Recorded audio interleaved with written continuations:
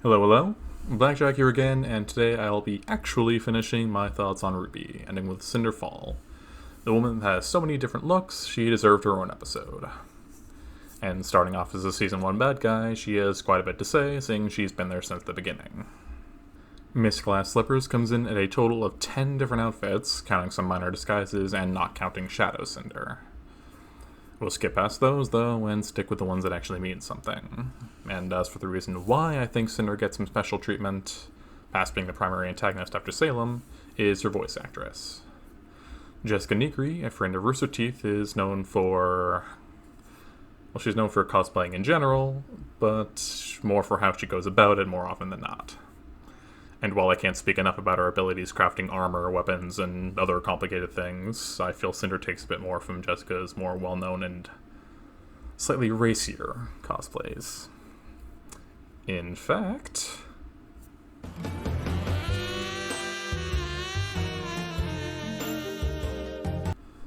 and while it may be a bit of a reach, I feel that Cinder's huge closet might have been influenced by Jessica and an attempt to get her to dress up as her multiple times.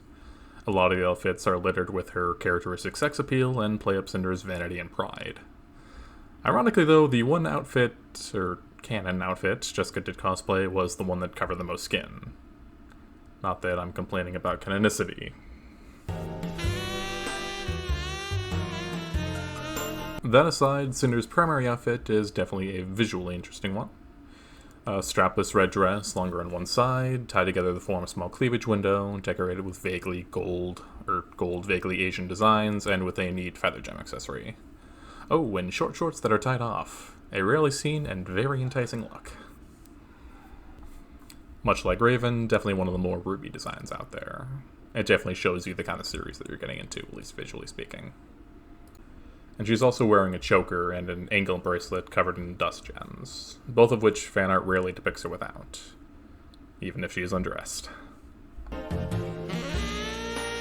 And of course, her inspiration comes in the form of wearing glass heels, based on the glass slippers Cinderella wears in her fairy tale. She was also almost named Cinderella, which was probably changed because somebody realized that that would be stupid. And seeing as she's the first main antagonist of the series, save Roman, it's only right for her to have concept art. Here we see that her initial draft had long flowing sleeves, visually similar to Weiss, as well as a bit of extra trimmings. It's also lacking some of the patterns on her sleeves, and she's also missing her earring, collar, and bangle. A neat detail is that the gold designs on her dress, as well as her earring and bangle, are infused with, or maybe made of, dust. It's mentioned early on that dust can be used in multiple ways, usually through weapons, though Cinder is one of the few to actually weave it into her clothes and use it pure. Few other characters do this, which actually serves to elevate her abilities.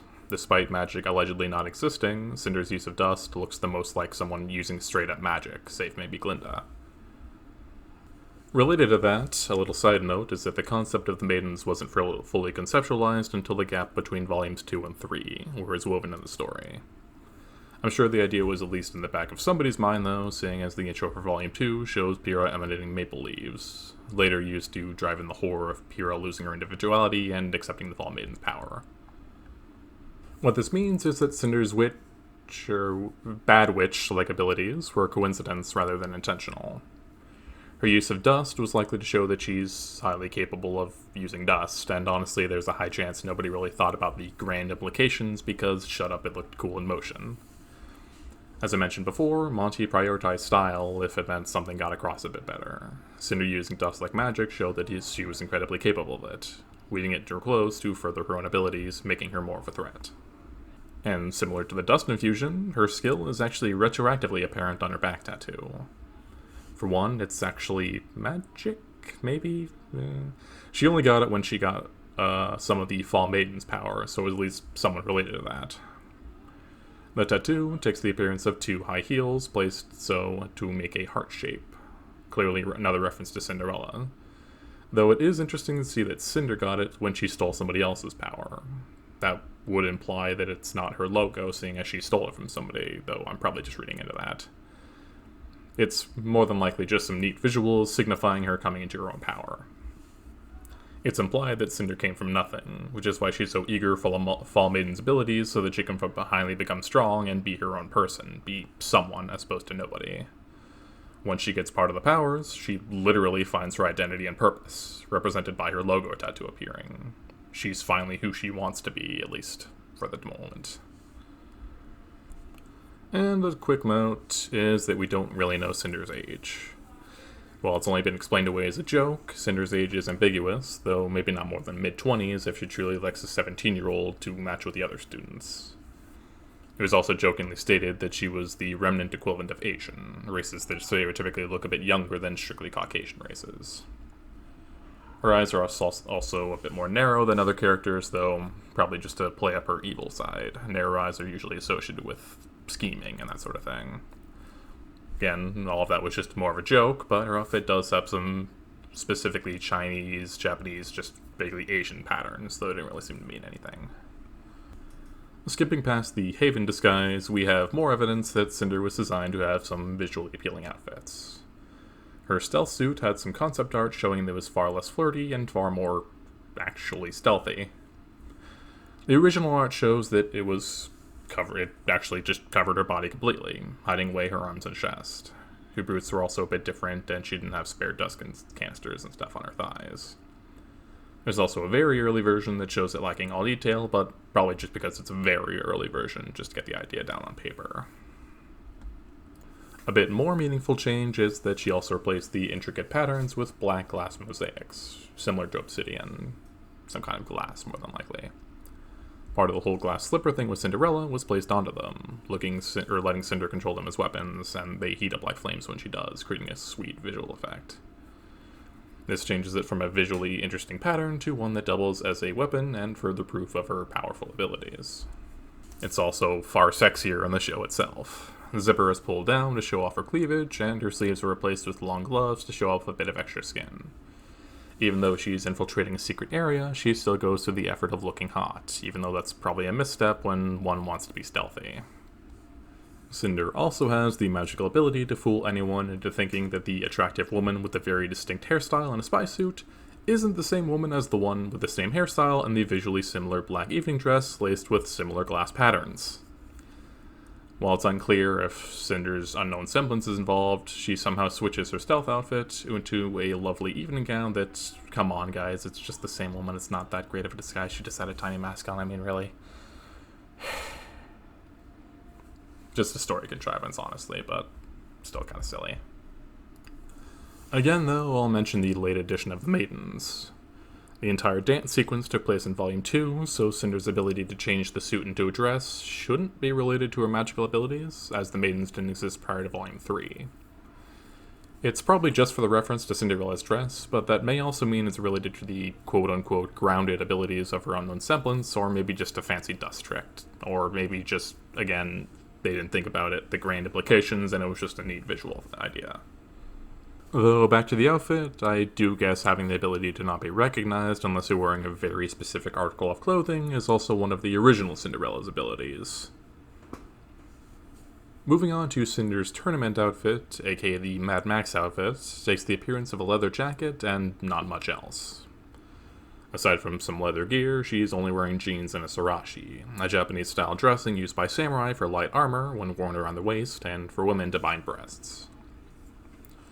On women, breast binding in such a way can represent the desire to hide their breasts to better disguise themselves as a male, and it's also used by delinquents who wish to stray away from the normal uniform, male or female. Neither are really applicable to Cinder. Maybe you can say something about hiding oneself, but the rest of her outfit just screams Western, so probably just for style purposes. She has it both as a breast binding and around her waist, so hard to say otherwise from just fashion and a bit of fan service. In a meta sense, the design works because it's just opposite to her other outfits. Cinder's deliberately trying to disguise herself and her true intentions, so she's wearing something that doesn't really indicate anything about her other than she's just stylish. It's Western to her normal Asian look, brown to her normal red, and covers her legs when she normally accentuates them with heels. It still fits her proud nature, showing off her body by essentially being topless, but otherwise it's just for the sake of adding another outfit as a disguise. And before we move on from the time skip, let's turn back the clock a bit and take a look at Cinder's outfit from back when she gained her power. She wears the same heels, earring, and ankle bracelet, but her dress is a bit different and she has slightly more short hair to illustrate that it was in the past. It's a lot better suited to fighting, being short to not get in the way, whereas if I'm reading into it, it can say that she let it grow out once she achieves greater power and has less to worry about. Probably more just to sell the fact that it was in the past. Her dress was sleeveless, though she had some detached sleeves similar to her final look, with it connecting to a ring on her middle finger. It also wasn't asymmetrical like her current outfit, and her choker was combined with an X-shaped halter. I will run with that a bit, though, and talk about Emerald. Unfortunately, her outfit doesn't have much to say, other than being incredibly fashionable, and honestly one of my favorite designs, but a note can be made when placed against Cinder's past outfit.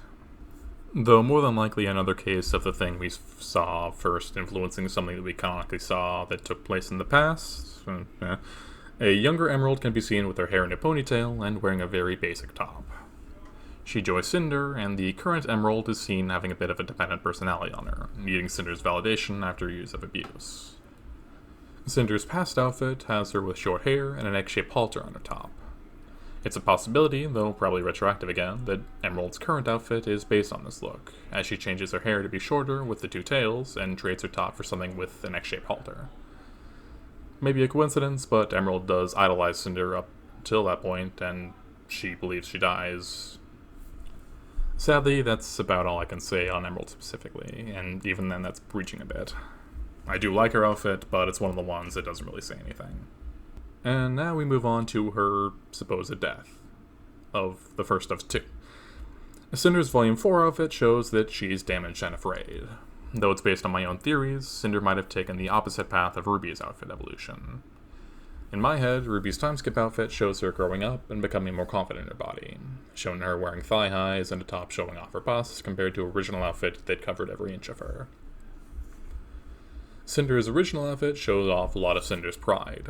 It shows off her back, shoulders, and especially her legs. She's a very proud character, and the overly flirtatious outfits imply that she's very confident in her figure. After the events of Volume 3, Cinder took a massive blow to her pride, her position, and her figure, losing an arm and gaining a massive scar over her once beautiful face. All of that well represented in the new outfit. The start of Volume 4 shows that Cinder lacks the confidence to even speak, requiring a translator until Salem blows up at her. Instead of her sexy open outfit, it covers her legs, chest, and entire arm. Even her long hair that she was once so proud of is now back to being short, like before she acquired her supposedly absolute power. My theory about her growing it out because she was overconfident in her power is supported a bit with this. She's hiding all of her disfigurements with a sleeve and a mask, as well as what we learn is her grim arm. Said arm had several concepts to go off of. Looking at these, her art shows that she had a few different variations of her sleeve, and where the grim part begins. The first has the sleeve not cover a normally proportioned hand, the second shows it starting just above the elbow with longer, less human fingers and a removable sleeve. The third shows it starting at the shoulder with tiny bone spikes, and the fourth shows it ripping through the sleeve as opposed to removing it altogether. The final version has it start above the elbow, but tear through the sleeve, though in a different way than the fourth concept. Even her feather gem accessory is pointed down, as if this is the inverse of her previous look. It's specifically crafted to look like her old outfit, though with all of the Cinder taken out. Even though her legs are exposed, Cinder hides them with stockings, which we know doesn't really matter since she apparently doesn't feel cold, judging from... we'll get to that later. And while I didn't actually intend on ascribing a word to anyone this time around, Cinder's outfits after the time skip show her weakness. Though it's not even on her design, her loss of the ability to even speak sets the stage. Even though she is a maiden, she's still capable of being defeated, and shows her weakness through her outfit. She hides her malformed body now that it's been tarnished. Half her face is covered to hide her scar, the beauty that was taken from her. The long sleeve also hides the grim arm itself, it being another weakness. Though it's something taken right out of Soul Calibur, Cinder's grim arm is an invincible weapon to replace her human arm. Because it's made from grim, it inherently lacks a soul, as established by everything in the series thus far. As such, she's incapable of protecting with her aura, as aura is born from the soul. It's a weakness as much as it's a strength, and Raven makes sure that she knows that. As I said, RWBY's outfit between volumes I believe represents growth, while Cinder's represents weakness. Along with all the details I mentioned, Cinder's weaknesses only add up more and more after she supposedly dies. Again. She's forced to sacrifice what's left of her pride when she wakes up, defeated in near death after a fight with Raven. After crawling through the mud, she's found by an unfortunate woman who's presumably killed when Cinder takes a liking to her outfit. Volume 6 sees Cinder at her lowest, save maybe immediately after her defeat by RWBY. She was moments away from achieving her goal, instilling Scream Maiden's power, only to get the wrong girl, and then nearly die by the person she thought she was manipulating. A convenient side effect of Cinder stealing an outfit is that this look robs her of all individuality, robs her of all her power. Whereas RWBY is a world of self-expression, especially through dress, Cinder is forced to lower herself to being one of the masses. She isn't wearing something sexy, flirtatious, powerful, pale, even her colors. Instead of a beautiful red and gold dress, she's forced into wearing a homely green and brown robe, hiding her face under a hood and hiding her only remaining strength under wrappings. She's not even wearing nail polish, whereas she always had a shape before, or at least when her hands are visible. Even her back tattoo, the symbol of her power and her own individuality is hidden. She's not Cinders Fall. She just fell from grace. Come the end of Volume 6, though, and Cinder is on the path back to her old self. After acquiring some help in the form of Neo, Cinder dons a new set of clothes that, wow, that doesn't look like it would be good for Alice in the slightest. I know when I go somewhere that's cold, I don't wear short shorts or a sleeveless top, but you gotta go for the hashtag aesthetic. Cinder's back in black and sporting an outfit that goes back to showing off her figure. She's traded the mask for an eye patch and her long sleeve for a fashionable cape with another feather gem. Add in thigh highs and some extra asymmetry on her arms, and we see that Cinder's reclaiming her look, reclaiming her power, and she's off on the path to some hard-fought revenge, best served cold. And while I can't really say much about the outfit as a whole, it's mostly obscured by her cape and everything, but the bits we do see say enough based on my analysis. It does look a bit simple for my taste, but we honestly need to see a bit more of it, and especially in action. With that, this really ends my talks on RWBY. I probably won't be making another video on the series for a while, assuming Volume 7 doesn't come out with something I absolutely need to talk about. So, I'll be continuing on with my videos with another series, so stick around and see whatever random property I talk about next time. Blackjack out.